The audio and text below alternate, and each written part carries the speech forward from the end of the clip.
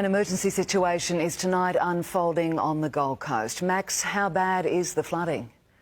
Well, Sharon, as the rain continues to belt down here, residents in northern suburbs have been told to prepare to evacuate with a flood warning issued for the Coomera River here behind me. Schools have been closed, cars stuck in rising waters, and flash flooding inundated a popular tourist destination.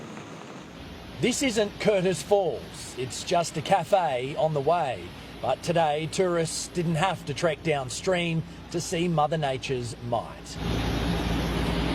Huge downpours broke the banks of surrounding creeks around 10 a.m, sending the raging waters gushing through North Tamborine.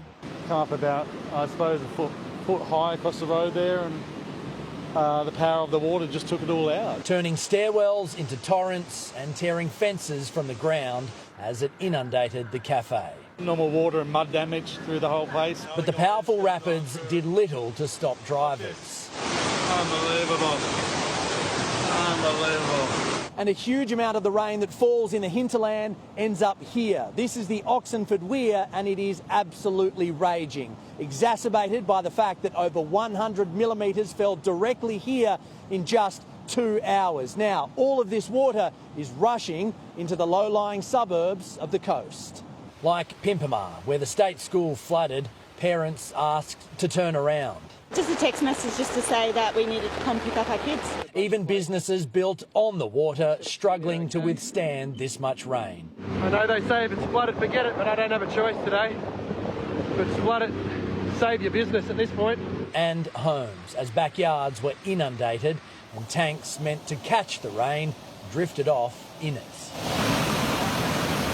The northern Gold Coast was placed on high alert. Residents in Oxenford, Hope Island and Helensvale told to consider moving to higher ground as Coomera Sports Centre was opened for those seeking refuge. It was scary, knowing that you might go through it and you might not be able to get back to your house that day. All the roads are just flooded everywhere. There's so much rain, it's absolutely torrential. It's been a long time since we've gotten water like this. And as the list of flooded roads grew, so did the number of motorists still taking risks to get through. This man and his Mercedes unable to. This swiftwater rescue truck also came unstuck at Helensvale as others used floodwaters for fun, surfing the rapids in Tallabudgera Valley. It's pretty damn strong. I don't recommend it to anybody.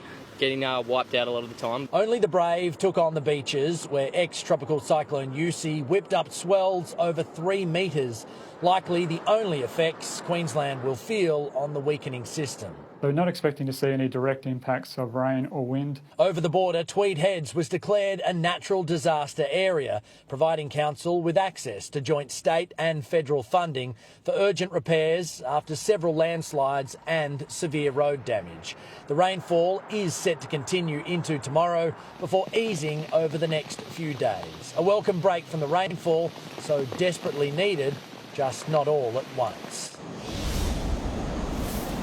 Well, that rain continues to belt down. It just won't quit. But thankfully, what also is going down is the level of the Coomera River. That is evidenced by this here. This debris line represents the highest point that the water got to this afternoon. And as you can see, it's probably receded about 6 or 7 metres. But with more of this rain, there is more to come down off the hinterland. So there is the chance that the river could continue to rise. However, the latest information from the council is that the situation for those at-risk suburbs of Oxenford, Hope Island and Helensvale is easing tonight. Nonetheless, people still need to remain vigilant and be ready to move. Some mild relief there on a very wet night. Thanks, Joel. Let's go to Crystal Etherington now. Crystal, how long till the water recedes there in Mount Tamborine? Well, Max, the levels have already dropped quite significantly, but it will be some time before it's back to normal. More than 200 millimetres of rain has fallen across the mountain in the past 24 hours. This morning's wild torrent that gushed through a busy intersection has forced several cafes to close, but none copped as much damage as Mark Andrews' Curtis Falls Cafe. His staff will be off work and the business will be closed for repairs for a number of days. There are delays tonight for residents still trying to get home with several roads closed, and the will be working through the night to remove any fallen trees and stop drivers taking risks.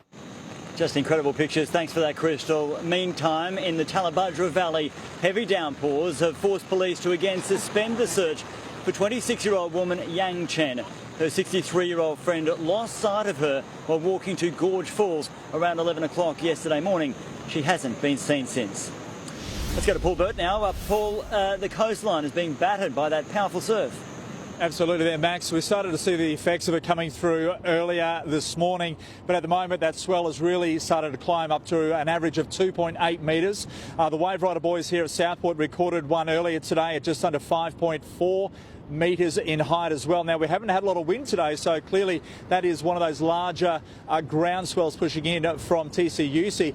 But obviously we've sort of scathed away from a lot of the scarping at the moment. Northern end of the coast has felt the more, I guess, the brunt of it, particularly around Narrowneck up towards the Spit. But we're also seeing a lot of surfers, particularly the pros down on the southern end of the coast. They're out there enjoying it. All beaches are closed and will remain closed through to the weekend, where that swell should be easing back tomorrow. It'll turn back around from that northeast to a southeast as that low depression starts to move further down into the northern Tasman Sea. So I don't think the beaches will be open then, but one thing for certain, there will be people trying to make their way down here as temperatures climb up into the low 30s again. Max?